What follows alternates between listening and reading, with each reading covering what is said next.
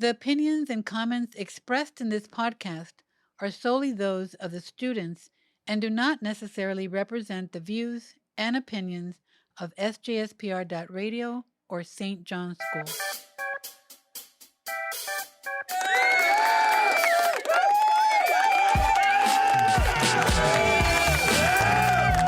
You're tuning in to sjspr.radio. This is Senior Talk, the show where we pick seniors' brains about school life and real life. I'm your host, Kit Jackson, and joining me on this episode is José Carlos Olivera. Thank you for having me, Kit. I'm really grateful you're here. Tell me about yourself. Okay, so I'm a senior here in St. John's School, same as you, I suppose, right? Yep. Yeah? Yeah. And yeah, this is our last year, and this is our very first and very last senior talk. So I'm excited. Yeah, and so in mapping out this episode, we kind of had a plan. We're going to go through some, more trivial just memories, and then throughout it we'll take we'll take a path down. A little detour down, where we so often go, or we like to go into those more deep, of course. Possibly existential, a little bit nihilistic conversations. So just to start off, tell me about your relationship with St. John's before you came here. So I think my personal connection to St. John's is a little weird, and I guess different to everybody else's in our class. For those who didn't know or may not know it, I was born here in San Juan, and then I moved to Ponce, where I kind of grew up the majority of my life. And then a few years ago, recently moved back to San Juan and have been here in St. John's ever since. But prior to coming here to St. John's, I was in Caribbean, school in Ponce, and a great time. But throughout my entire years, I guess, in Ponce, I would always be coming back to San Juan because my family lived here, my dad lived here. So I would always come back ever since I was little, since kindergarten, coming back every single weekend. And I feel pretty confident in saying that the majority of my closest friends, which are only 5 people. For me, it's 3. Yeah. Well, however, whichever number it is, those people, I guess, for me, were formed from my connections in coming back to San Juan. And well, I guess a little bit of context, my brother, Jack, was in St. John's my entire life. And so through him, I kind of got to know a lot of the people that I consider very near and dear to my heart. Well, and Lorraine. And Lorraine, of course. Yeah. Who was ex-head of school of St. John's. Exactly. Let's go a little bit into that. What was it like having someone who's the face of a school that you're not necessarily in currently, but that you're kind of involved in the community of? I mean, it felt, of course, it was nice. It was a very rewarding feeling knowing that someone very close to me, very close to my heart, was in such a good position. Being able to do what she loves, which is teach the youth, trying to make an impact. And so I guess having that person next to me for my entire life, definitely proved to be a lot of good in me. Yeah. I don't know if that makes sense, but yeah. It makes sense. And tell me, I'm just curious, when you eventually moved to St. John's, because you told me you did summer camps beforehand, did you feel like you were new in the school, or was it kind of, explain that to me? Yeah, that's a very weird kind of gray area. Also, share the quote you gave in your essay. I mean, I could say that last. Okay.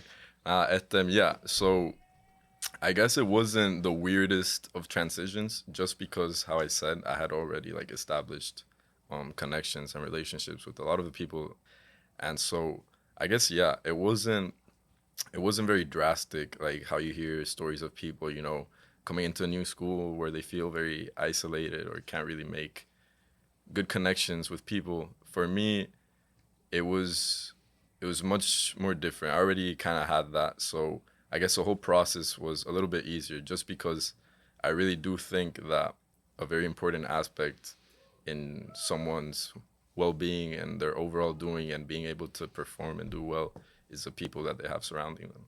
And so the people that I was able to find here in St. John's definitely boosted that for me, I guess. Yeah. But how I said, yeah, all my friends we're from here. Yeah, it's like you growing didn't up. have friends in Yeah. Ponce. Yeah. No, I definitely do, and I love them. Shout out to all my Ponce people, man. Shout out, shout out. Yeah, Do you think they'll listen to this? definitely not. No.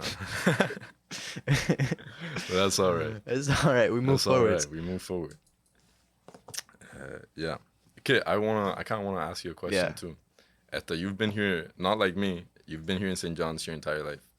I guess you kind of grew up here. You feel comfortable here, right? Now that we're very, very much so near the end of this chapter, how do you feel? Do you feel any sort of way leaving this building? I think it's I feel a mix of a lot of different emotions. For me, you know, I got here in kindergarten, and this became one of my several home aways from home, because you know I had sports and I had my soccer team, which was like my first like I love those guys and I'll always love them. But then I have this school where I've basically memorized every single tiny crevice throughout the school, like just walking around randomly, and like elementary side, you know, went up through the ranks there and then came here and then watched all these older kids come in and then became one of the older kids. I mean, Yeah. I think it's kind of crazy, like, to think that at one point I currently look like what the kids look like that were Yeah. like total grown-ups. Like in my head, I haven't really internalized that. I think I still think that the people who were 5 years older than us looked a lot older than we do right now. Definitely, I 100% agree with you.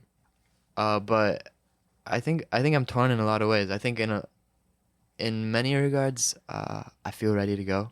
I think the one of the great things about St. John's, but also one of its downfalls, is that it's, you know, it's a small group of people, and so you're able to develop really intimate connections with a lot of different people.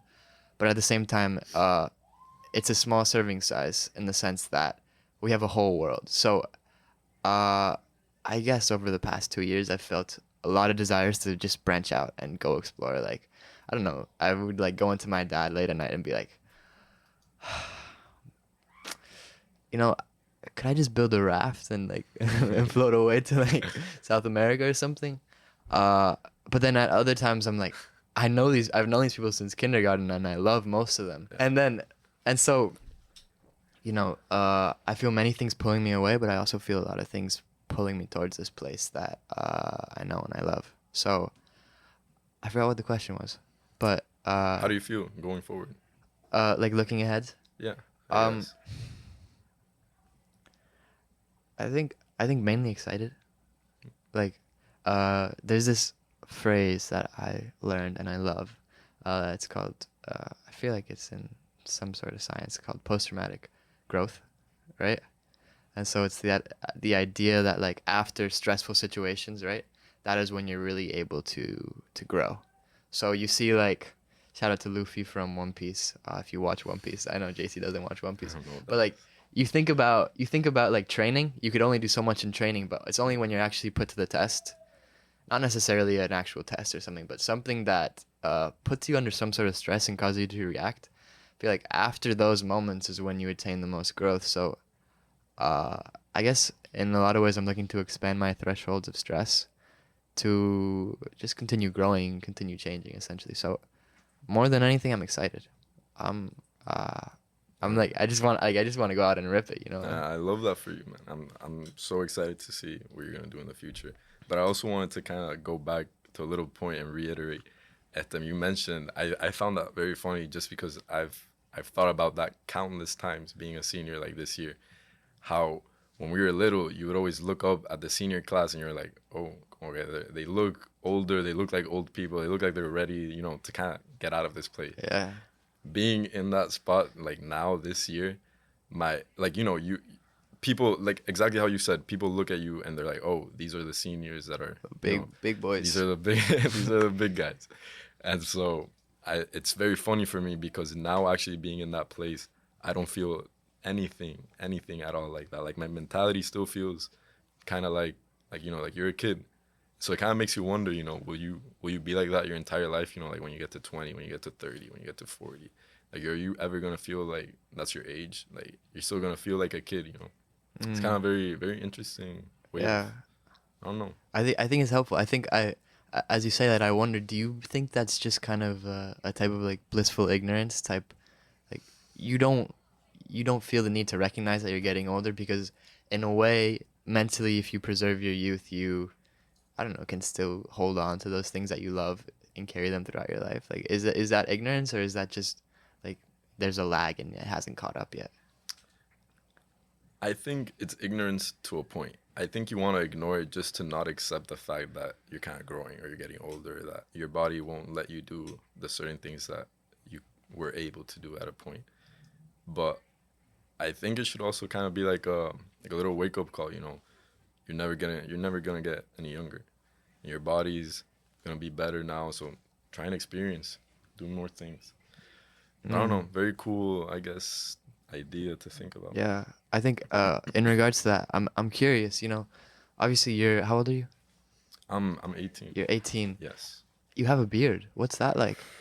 Oh my God, man! I never thought I would be ready for this. Like I always wanted a beard, kind of growing up. Did you actually? Yeah. I'm course. afraid of beards, honestly. No, Well, I don't even think I could grow one. My dad could like grow out his beard, like big, like hefty, like Dumbledore. Not that extreme, but like you'd have a grown beard. Uh-huh. I would always see it, and I'd be like, I want a beard, man. Like I want, at some point I want a beard. Now that I'm at like a little bit of a stage where it's like starting to come in, Uh-huh. It's like I gotta shave like every other day, like 2-3 days, like You don't want to grow it out anymore? I mean, it depends on my mood, Sometimes I'll grow it out. I think the most I've grown it out has been like maybe 3 weeks, and that's a lot. Like that's a lot for me, and it starts to itch. Oh. Here, you want to touch my cheek? Feel that? No, I'm good. Thank you. I don't have any facial hair yet. You'll get there. In that same light, just as I look at your face, down on the notes, I kind of randomly put, did you used to have braces? Because your front teeth are a little too perfect. So you mentioned this to me the other day. Yeah. I didn't know how to respond. I guess the only answer to that question is either yes or no, and yes, I did have That's so awesome. I did have braces for a little bit, not that long. Good for you, man. Under a year. Under a year? Yeah. I had good teeth for the most part, I think. You wanna know something? I think I was probably the first kid in our grade to get braces. Yeah. And I got them like end of 3rd grade. That's right. You had them for a while. And I remember going into the I remember skipping school because you would always have to skip school to go to the orthodontist. You'd go into the orthodontist. I was like 8 or 9, and the orthodontist was like to my mom, "Thank God we caught this thank God we caught this at now. It might have been better like 2 years in advance." And mama was like, "What? No. A 6-year-old with braces? Second no." opinion. But they hooked me up with like, how long? Do you remember how long I had them? I had I like had them for years. for like 1, 2, maybe 3 years. But the good thing is once I got to 7th grade, like, I was locked in. I didn't have any more braces, and I had the permanent retainer on the bottom and the top retainer, but I had them for a long time, and I think they were kind of an instrumental part of who I was growing up. What do you say? I think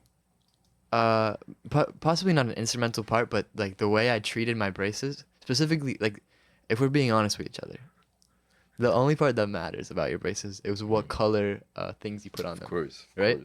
Yeah. So I think what I developed, like the psychological development. Well, yeah. I There's a lot derived. into this. So what I would do every single time is I'd be like, you know what? I want to the orthodontist. I want you to choose for me. Do whatever you want and make it a mystery for me. Wow. And I made super pana. I became super good friends with all the like orthodontists. I bet. One of them actually, it turned out that their son was on my soccer team, and I had no idea.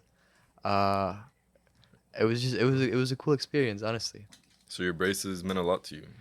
Not necessarily, but in a way. Okay. So moving on. Yeah. Let's talk about. Let's talk about something not braces. Related, yeah. Let's talk about Noche Puertorriqueña. Noche Puertorriqueña. This year, and then also the year that you know. That year. Yeah. Okay, so which one do you want to dive into Let's first? start with the earlier one. Earlier one? Okay. So for the most part, I just want to discretion. Como que I was kind of forced to share this story by Kit. I don't know why he's intrigued by it so much, but I would say this was probably in third grade, fourth grade. Couldn't have been over fifth grade. At the third, fourth grade max. We had a Noche Puertorriqueña here in St. John's, and obviously I was not a part of the school but my stepmom Lorraine, ex head of school, was hosting, I guess, Noche Puertorriqueña, not hosting, but like a part of it. And so me and my brothers, like siblings, we came just to, enjoy the night, as we would for most school events. And this one Noche Puertorriqueña, there was a raffle being like offered to everyone who came. And I don't know, I guess we bought a few slips, like chilling.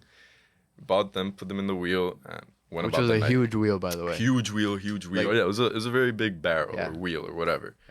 And all the tickets, probably a few thousand or so, easily, at them were being spun. And they were all getting called and called and called. And the person, I guess at one point, or at least from what I remember, who was doing the spinning at them was Lorraine. So she was picking out all the ballots, blah, blah, blah. And I guess me and my siblings or me and my brother went up to her at the time, and we just kind of said, can we pick a name like from the ballot? It just looked fun. We were like third grade. She's like, kind of like, yeah, sure. She gave us the go, and like she spun it, opened the little box. I stuck my hand in. I remember like just going to the very bottom of it and like moving my hand around. I got a ticket, pulled it out. I handed it over. What did it say? I didn't even read it. I just handed it over, like, for her to read it. To Lorraine. And I just remember her laughing and being like, no way. Como que así. And I'm like, what? She looks down. She's like, shows me the paper, and it said José Carlos Olivera, like, or JC Olivera or whatever. I'm like, no way. And I can't remember what I took home, but I took home a prize that day. Bro, I hope it wasn't the wine basket. Yeah. And I so, always remember seeing the wine basket, like, honestly, man. But I think it's just an age thing. Yeah. And what about this Noche Puertorriqueña? I know you had the honor of hosting it, right? Yeah, so How was that like? basically for this senior talk, I was planning a beautiful first full circle moment where we would talk about JC pulling out that raffle ticket and then talk about him hosting it in his senior year. So I got the nod from Pedro de Jesus, shout out to Pedro de Jesus, to host Noche Puertorriqueña. And the first person I go up to, José Carlos Olivera. Which is, can I say, is an honor. Thank you for even considering me. I really appreciate it. Yeah, and then so I just immediately call him, and I'm like, "Hey JC, you wanna host Noche Puertorriqueña with me?" And he was like, well, I had a game. I had a tournament that same Noche Puertorriqueña. Well, no, you didn't know yet. You'd No, be like, I knew. I just didn't know at what time the game started. And I guess. Let me just. I was a little hesitant story. too. Like, yeah, I'm not gonna lie. I was a little bit nervous. You were to like, think about it. Well, what would we be saying? And I was like, I'm not really sure. Yeah, and then you told me, like we're gonna be making this joke, and they were the worst jokes I've ever heard in my life. I think they were So decently good jokes. Actually, let me say them, and then you tell me if you. Okay. So I'll let you say one. Yeah. okay. What was the first one? No, I'm not gonna say the first one. One of our jokes was, I go up and I'm like, I heard a rumor out there that Jerry Chen is gonna come up on stage and dance salsa with the DJ. You can see why. I thought that was pretty funny, honestly. It's funny. But It's funny. I offered this a lot to JC, and he was, obviously he was as in public speaking isn't for everybody, and totally respect that. So I had to go and find somebody else, cause who'd you find? so I went to my bench players. I went to a lot of different people, and I only went to one bench player because the next person up said yes. Yeah. And that was Salah Yassin. And I was... Shout out Saleh. Saleh is really cool in the sense that he's honestly up to do anything, which is awesome. And so we ended up dressing up and going on stage, and I guess full circle if we consider you and me one person, although that would be kind of weird, but I ended up being the one who was in position to host the raffle. So, started from the bottom. Started from And picking up the raffle ticket to hosting. course.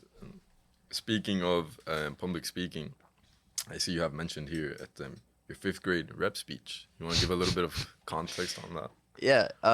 So I think one of the cool things St. John's has done for me is give me a lot of opportunities to speak. I think you find a lot of opportunities to speak in public if you look for them. And so the first of those opportunities for me was for 5th grade representative, because basically if you join school a bit later, then the way student council works in elementary is you have the 6th grade board, and then you also have one rep, or maybe it's 2 reps now from 5th grade. It's two reps. It can be 2, or I think maybe 3. No, I think No, max 2. I think it's one, and I feel like it was 1 at that point. And Mateo won it because Mateo always wins. You didn't win? No. That's a spoiler. That and then so what happened was the week before, my birthday is in late April, so you can imagine elections are kind of happening right after late April, right? So the week before, me and my dad had gone to New York for a kind of like a little weekend sojourn over to New York City, just hang out in the city, eat ice cream and eat some pizza. And then we came back, and we came back on the day the speech was due. And then a day later, we were saying the speech. So on the plane ride... All I hear is excuses. Yeah. Yeah, it really is just excuses.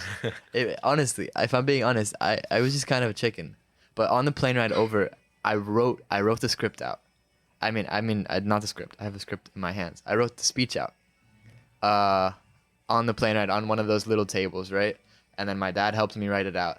And then I turn it in, and then they hand it back to me when I'm going up on stage, like hands all trembly, legs all trembly. And then I look down, and it's like all smudged all over. Oh my god. And I remember looking down, the worst thing. And I was like, oh my goodness, I can't do this. And so I went up, and I feel sorry for you. Oh my god. Okay. Yeah. So we're back on tiny non sequitur. I was just thinking about Sixto was telling us about his workouts recently, and I was talking to a friend who recently ran a marathon, right? And so basically on Garmin watches,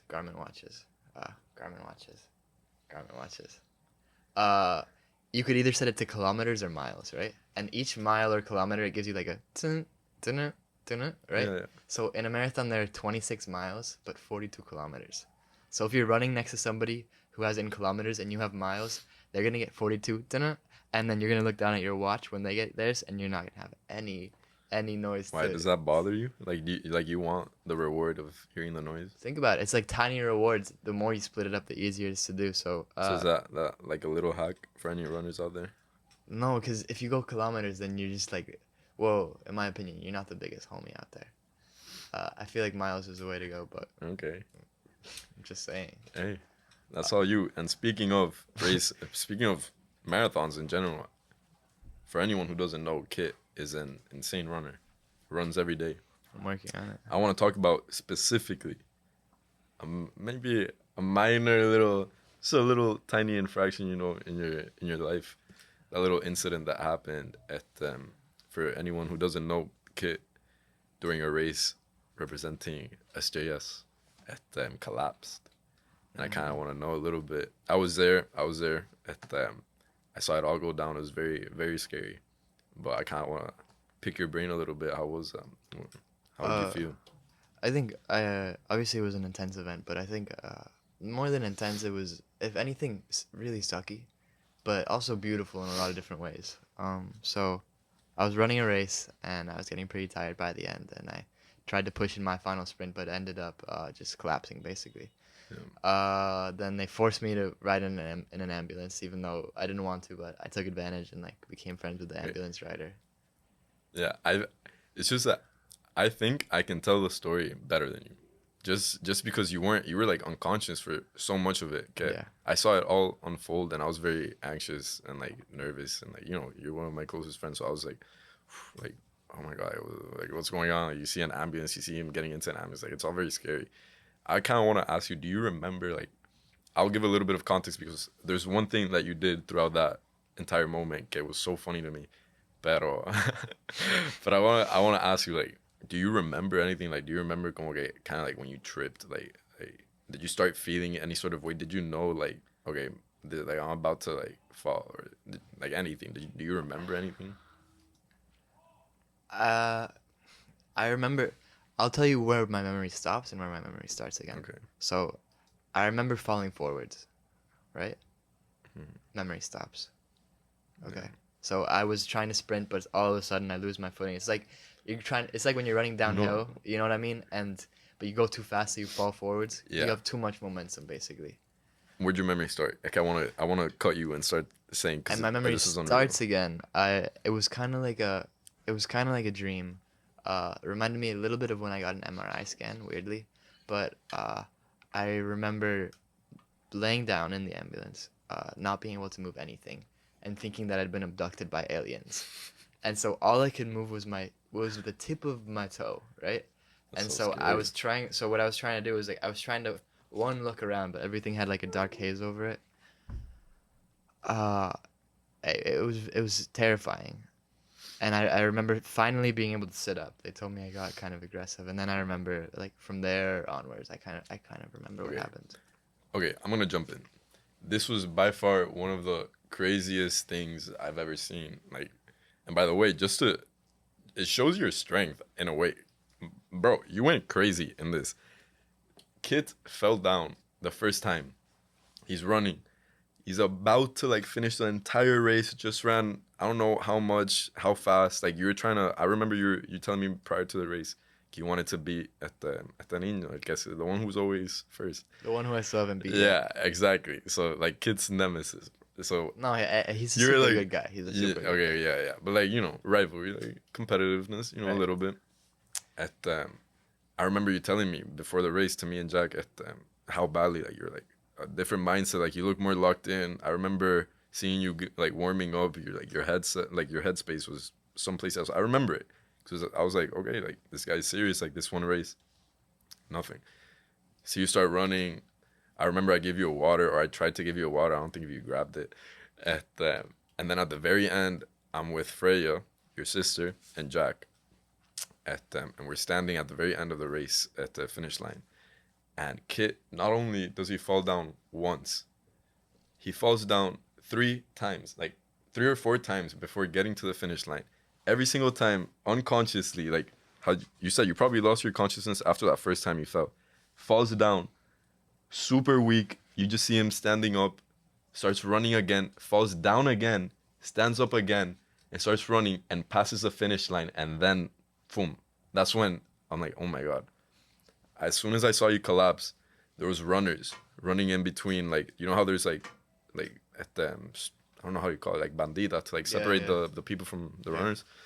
But we were right behind una bandita, and there's like so many runners passing by, boom.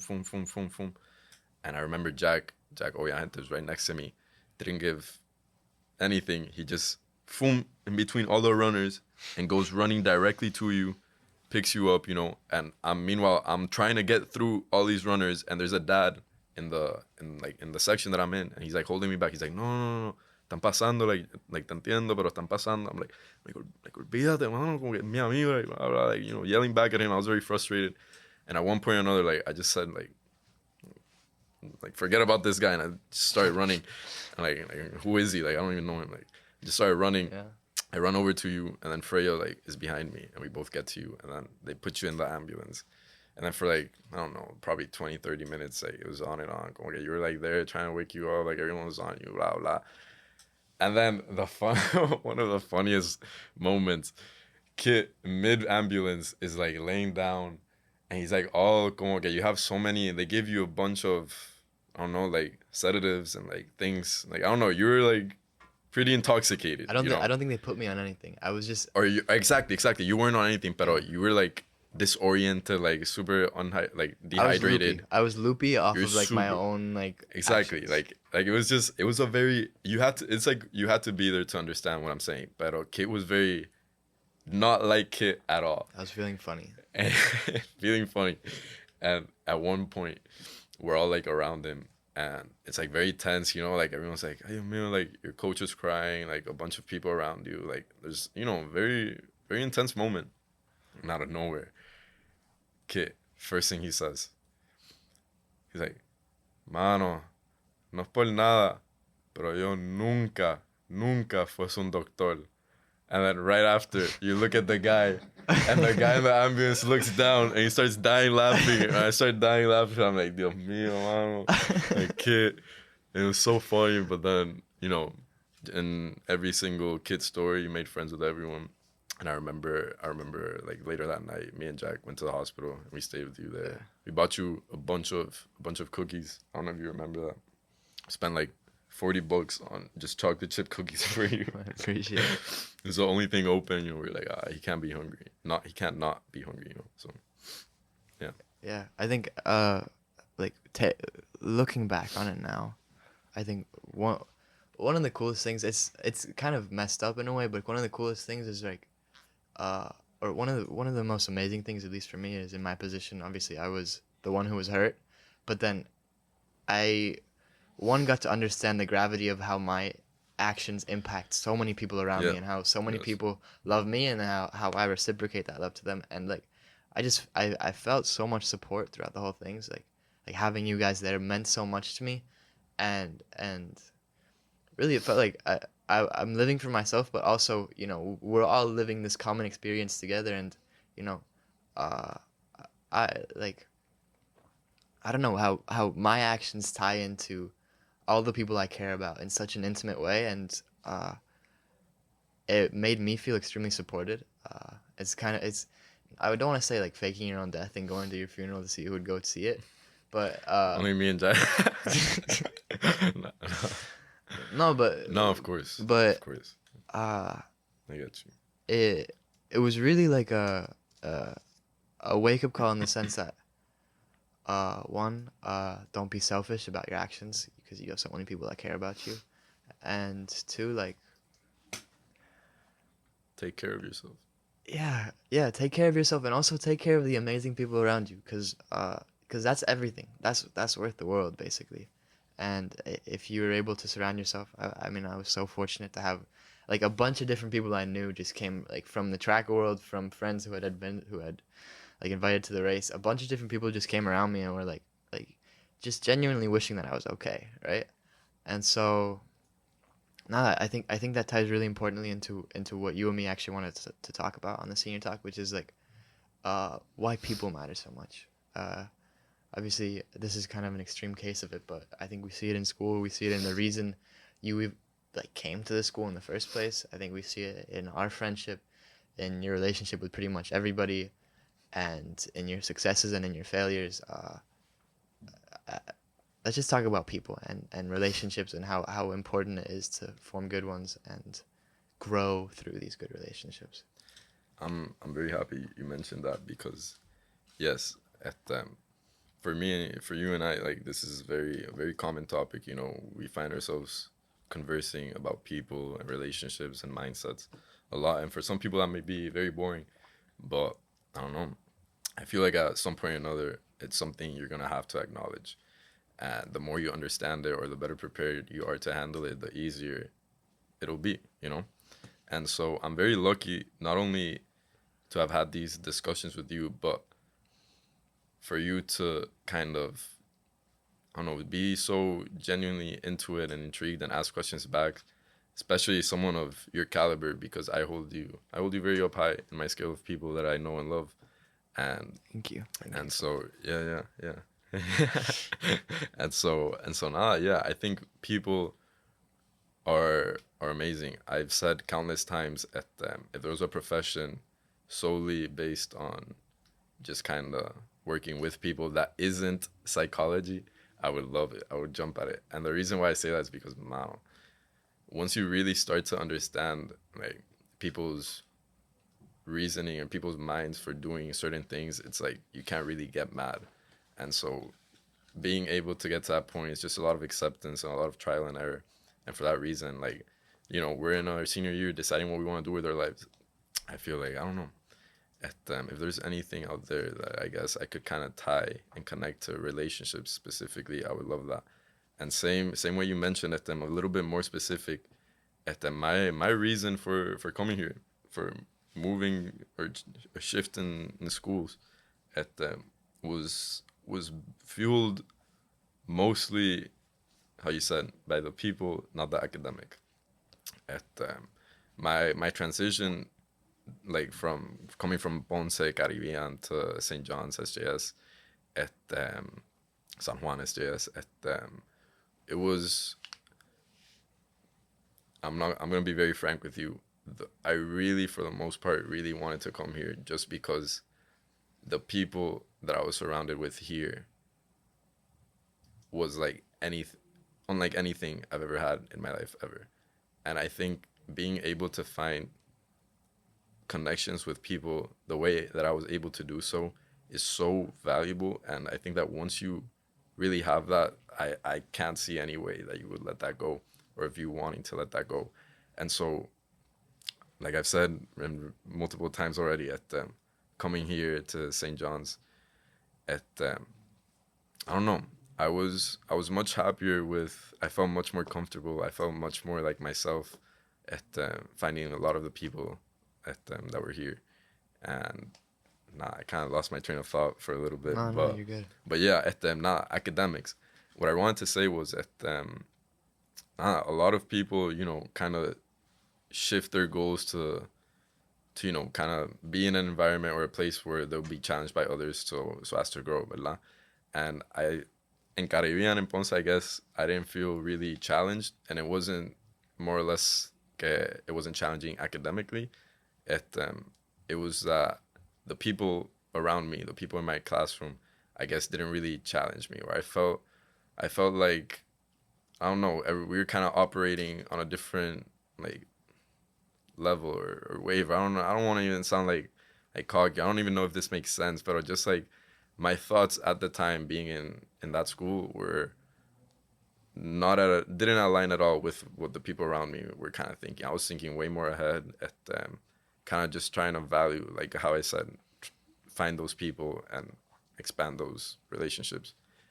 And so coming here at St. John's, the people that I have now in my class, even if it's someone that for the most part is not very close to me, I could sit down for 5 minutes and have a conversation, and I'll gain so much perspective, just because I feel like a lot of people lose sight in that for you to do well, I guess, you have to be able to communicate with others. You have to be able to know certain things, to know things about yourself.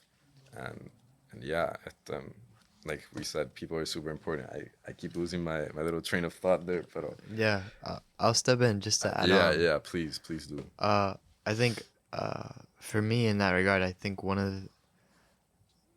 it really comes down to is stimulation. To me, right? And one of the really cool things that I think both of us have been able to glean from our experiences. I'll probably name drop like Jerry Chen, just because like Jerry Chen is an extremely motivated guy, right?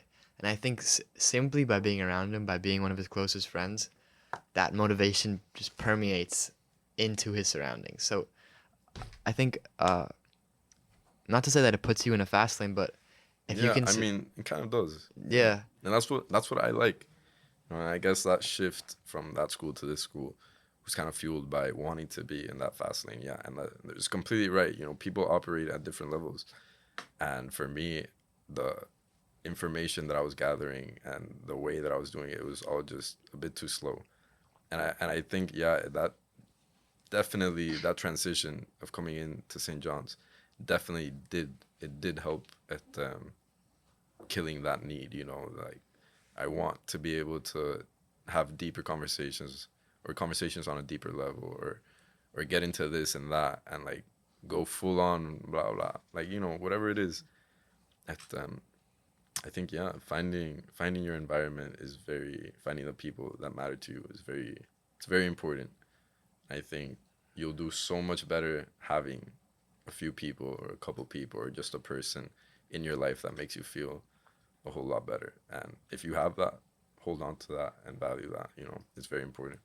I yeah. feel like. I think as you say this, one of the cool things, taking from different parts of this. Earlier, you mentioned how it was really cool to be able to watch Miss Lorraine do what she does and work with people Of course. and the education system. Then you mentioned how you don't want to become a psychologist, but something within the realm of teachers, and I'm like, I mean, not within the realm of teachers. That was a Yeah. spoiler for what I was about to say.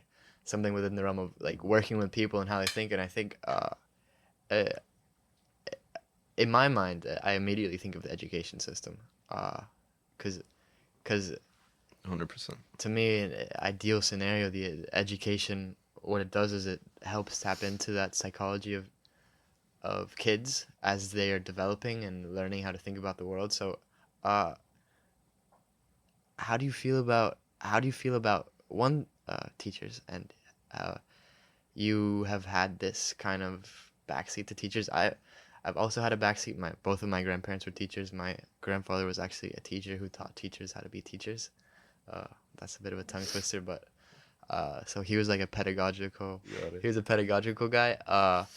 And then my grandmother was a social worker, and then she became a teacher. And I think it all went into just like to like relationships. But I'm curious to know how you mentioned how there wasn't really a discrepancy between the education per se between Caribbean and St. John's. But Well, I mean, of course, como que there's gonna be a shift.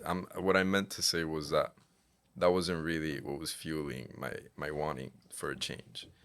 Como que a lot of people might not feel very challenged academically, and they might wanna, you know, what's the word, like test themselves, and so they might change, and they might come here or they might go someplace else.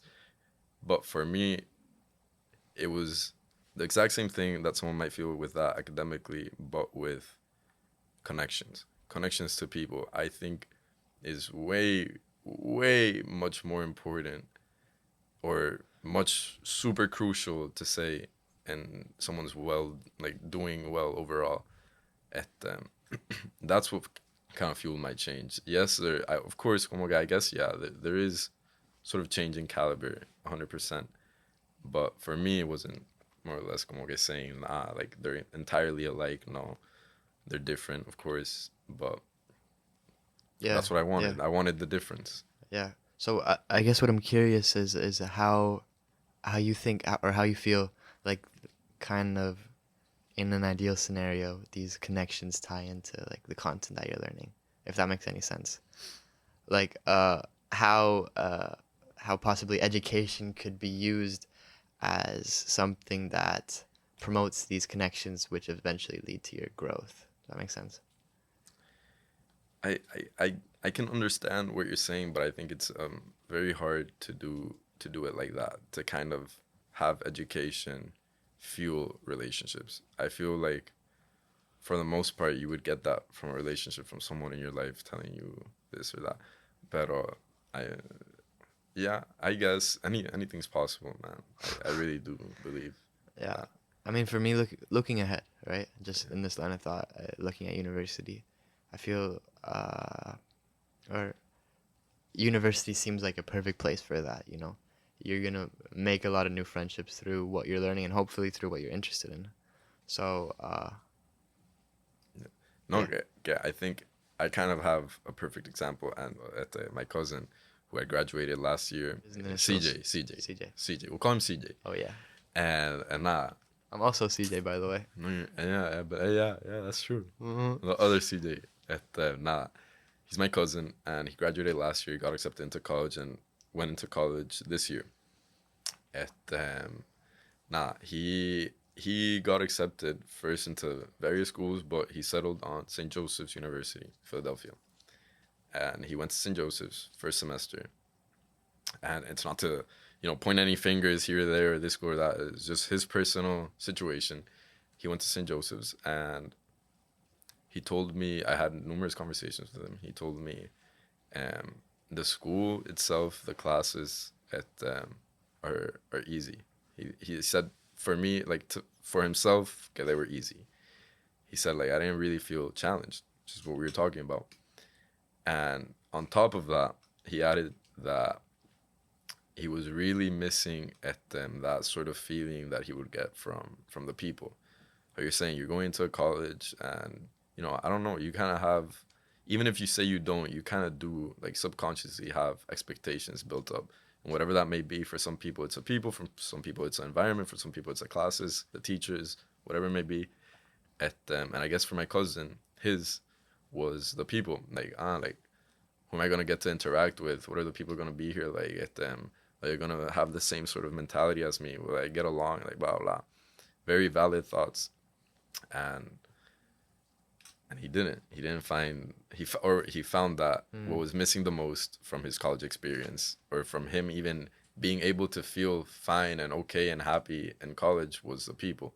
And so him not being able to feel okay obviously is gonna affect, his way of thinking, his way of doing things, his going to class, his coming out well in class. And so he decided to transfer, and he transferred to Bentley University this semester. And he's currently this semester in Bentley University. And he tells me that immediately, from the very first day, he could tell, smell, feel the difference. And the main thing was the people. He told me que de una, like, first shot, he found a great group of people. He obviously, he knew a little bit of the people that were there. And so his environment facilitated his entire, everything transition. Else. And so being able to feel comfortable and happy with the people around you is going to make such a big impact as to how you're going to come out in class and do well academically. And so that's why I say that relationships are so important. And if you're in a place where you don't really get along with the people, it's going to make your whole experience much more difficult. And so my shift from Ponce to Caribbean is a perfect example of that. I found my connection with the people here to be much, much, much more, I don't know, much more, seamless, much better. Better. It doesn't make that didn't make sense, but yeah, much better as to what it was. And obviously that made my whole transition a little bit easier. And that's why I say that valuing relationships is so crucial to me, at least in my eyes. But yeah, what do you think? I could just be like what he said. Yeah. I think you hit it pretty on the nail. Growing up, there used to be this poster in one of the hallways that was like one kind of more blunt pencil, and then a bunch of sharpened pencils, and it was like, surround yourself with those you want to be like. And also, I remember my mom telling me the story about this Puerto Rican, not politician, but alguna señora puertorriqueña, súper importante. Okay. And there was this one anecdote where she wasn't the best in math in class, so what she did was she just went up to the best student in the class and was like, "Hey, can you help me with the homework?" And I think that idea of just kind of like be gutsy, be spontaneous, and be bold enough to go up to those people that you're looking up to, and put yourself on the same playing field as them. And I think when you do that, you're bound for a lot of really good things. You're bound to have fun, hopefully, and you're bound to,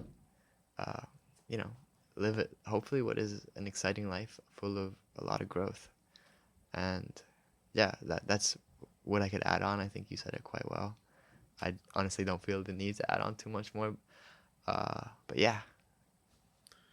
I get it, man. I get you. You get it? You got me this time. I got you. You got me this time. Thank God. Okay. The other time I didn't. I know. All right. So we're gonna move forwards a little bit. Okay. Okay. Let's go. Before we close. Yes. I want to discuss power dynamics. Okay. At the lunch tables. Let's discuss. What do you think is the most like powerful table? Like just like potency. Watts. Who carries the most kilowatts? I think whatever table. Don't say the one that you're at. Whatever table is next to Kit, I would say has the most power. What about my table? Nah. I think your table, how would you describe your table? I think my table usually comprises of me and JC sitting next to each other. Not in front of each other. In front of each other? Yeah. And so, I think it's just curious because... Yeah, I mean, it's something you don't really think about, you know? It's like when we finally leave this place, you're not going to see a lot of the people that you see on the daily every single day. At the lunch tables, like Lunch tables, Yeah, yeah, for yeah. those who maybe didn't understand. Confused. We're talking about the lunch tables. So when we grab our lunch and we sit down, Those are the tables we're those are the talking tables about. So like the ones where you would typically eat at. Yeah, or sit down at. Or sometimes you or just conversate. I don't usually conversate, but Yeah. If that's your fancy, if that suits your fancy, then I'm totally open to it. Nah, so the reason why I think, Kit, you wanted to mention this is because it's not really it's an aspect that we tend to overlook a lot. You know, como que you don't really. It's so stupid. Like, I don't think it's stupid. I don't think it's stupid. Okay, but like, who's gonna sit down and talk about like the lunch tables? You know, como que it's not something you really think about. But if you do ever get the time and like ponder on it a little bit, you'll realize that, I don't know, just like anything, it's the small things that are always gonna matter the most. And I think those little small interactions that you get in lunch, and when you grab your lunch and I'll sit down with Mateo, or I'll sit down with Victor, or I'll sit down with you, which is usually like the same few people that are always there, like in the lunch tables, you know. And we sit down and we have a little conversation. And I remember we've had crazy conversations like that have boosted my perspective on a lot of things, like pretty deep conversations that you wouldn't expect to get at a lunch table, like in St. John's, you know. But you do, and that's the beauty of it. Como que anything can happen. That's the beauty of it. Anything can come of it, and yeah. Lunch tables, man. I think this is a perfect time for your quote that you said at the end of your essay that you wrote to get into St. John's. Yeah, so my closing sentence or quote, I guess, for my essay to get into the school was that it was a quote by Oscar Wilde, and it goes, "To live is the rarest thing in the world. Most people just exist. That is all." And I really, really, really love that that quote. I really think I live by it. If you think about it, it's almost scary to think about it, like to think about that quote, because at what point do you realize that all you were doing was just existing? You know, you could get up to such a late year in your life and then look back and be like, wow, I never really kind of did all these things, or have regrets, or wasn't really just like a little effort mentality, you know, like just do it. Post-traumatic growth. I think it's so important, and I think I really try to live my life like that. Try to live, man, like try to enjoy the small things. Be slow, be in the moment, and don't have any regrets. Yeah, and just not to taint that at all, but I kind of have my own little anecdote that I want to share as we close this off. When we were saying goodbye to Don Luis. Yeah. I was given the privilege to basically edit together the goodbye video. I ended up not fully doing it, but I was given the privilege to edit the goodbye video. And at the end of it, it was me and my good friend, Jack. And Jack said, Jack said, Don Luis is cute. And then he would pass the microphone over to me, and I would say, really cute. Yeah. And no one ever saw it. Shout out Don Luis. Shout out Don Luis. And what do you want to say to him? Shout out the maintenance staff, all of them, honestly. Right now. It's not necessary. Okay. It exists. Yeah. So thought that counts. So with that said, yes, I think we're gonna head into the outro right now. Perfect. Well, that's about it for now. But before we go, I want to thank my fellow senior classmate, José Carlos Olivera. Thank you so much, Kit. Thank you so much for having me. The pleasure was all mine. And if you're a senior and haven't signed up yet, contact our radio and creative media coordinator, Pilar Alamo, at palamo@sjspr.org or 787-948-8986. She's awesome. Shout out Sixto. And Sixto. If you send a text, please include your name. For sjspr.radio and Senior Talk, this is Kit Jackson. Until next time.